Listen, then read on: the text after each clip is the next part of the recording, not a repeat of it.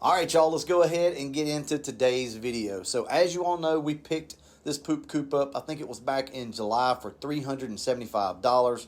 It was basically just a shell. Since then, everybody's chipped in, you guys, sponsors, and we've got this thing running now. Then once we verified that it would run, we pulled the engine out and rebuilt it with a quick little semi-budget rebuild. All right, today we're gonna go for our first drive in the car. I will let you guys know it's not the best first drive, but it is a first drive.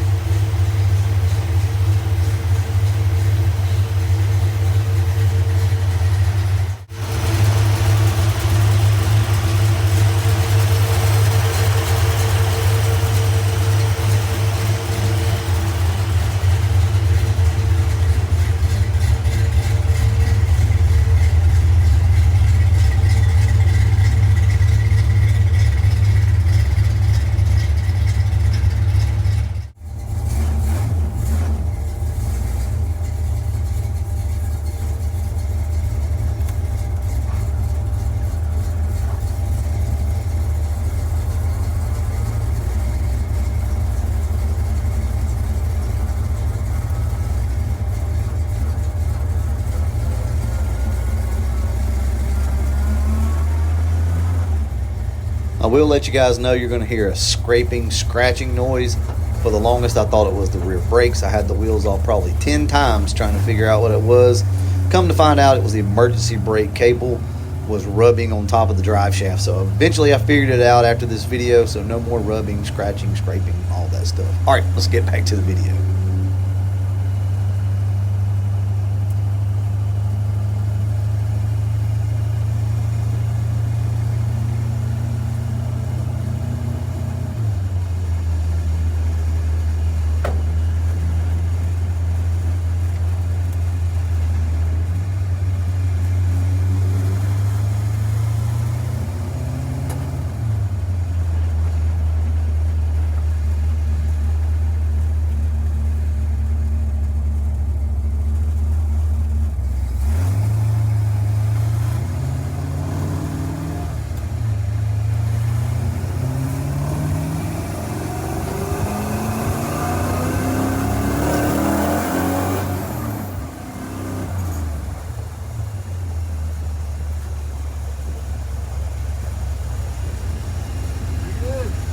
Like it might be a little lean.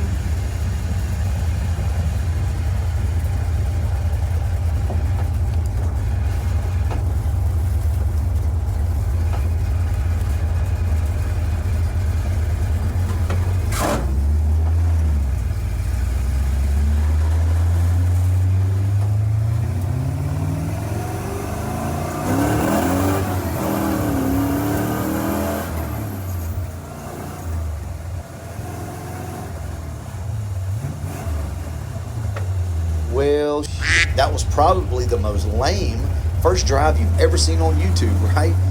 No worries though, the car's just lean right now. I don't want to push the issue, and we're running out of time on the channel. We're trying to get ready for the LMR cruise in Texas. I'm just out of time, guys. When we get back, we'll go ahead, rejet this carburetor, fatten her on up, and go out and beat the shit out of the poop coupe for you.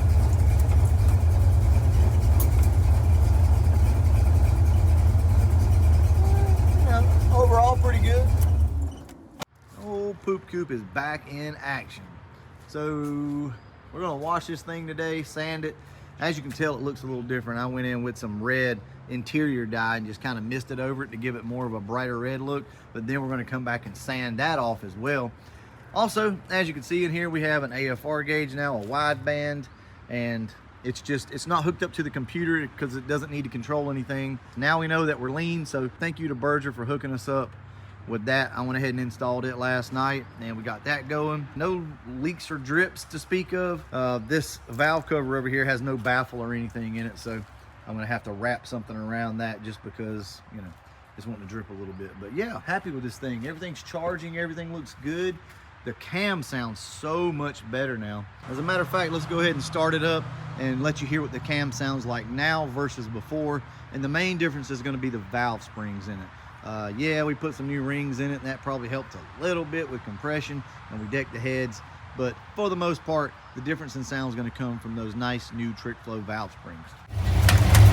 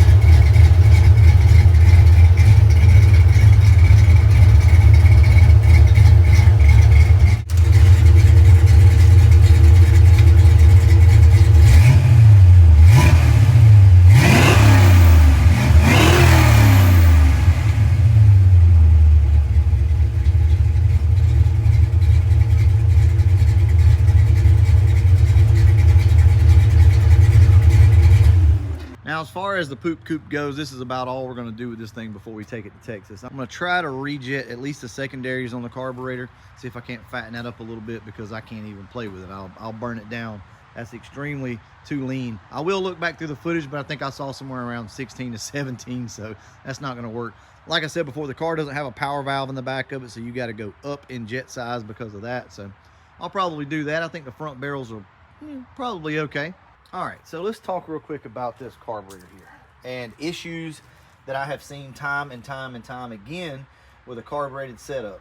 When you put a new carburetor on, one of the first things you do before you even prime it up with gas is go inside, push the throttle all the way to the floor, and get somebody to verify that your carburetor is opening all the way. This carburetor was only opening about halfway. The back barrels were barely cracking open.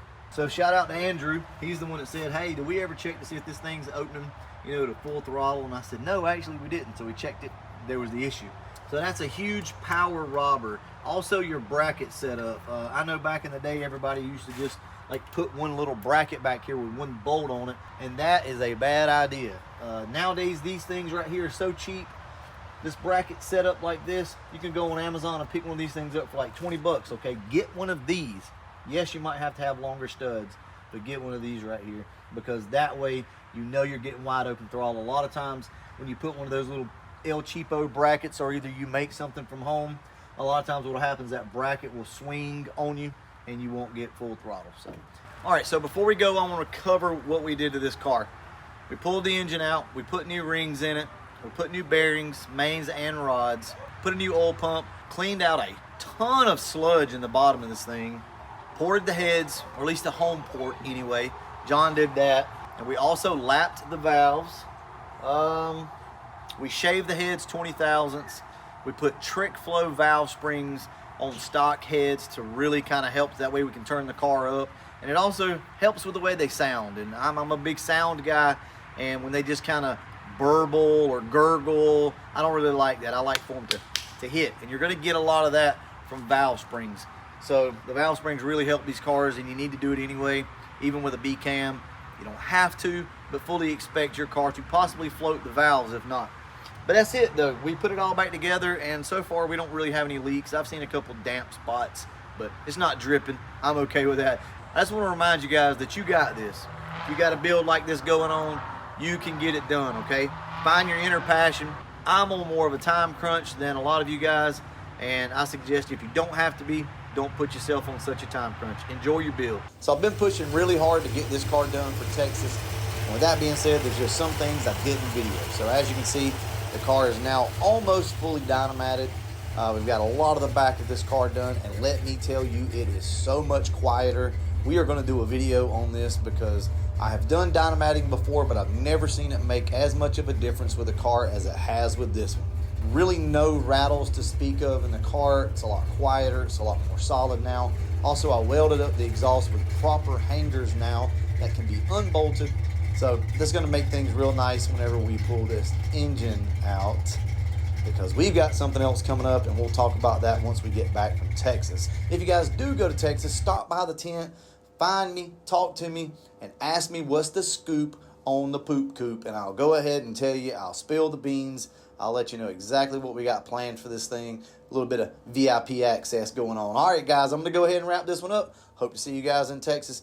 Be safe, and as always, thanks for watching.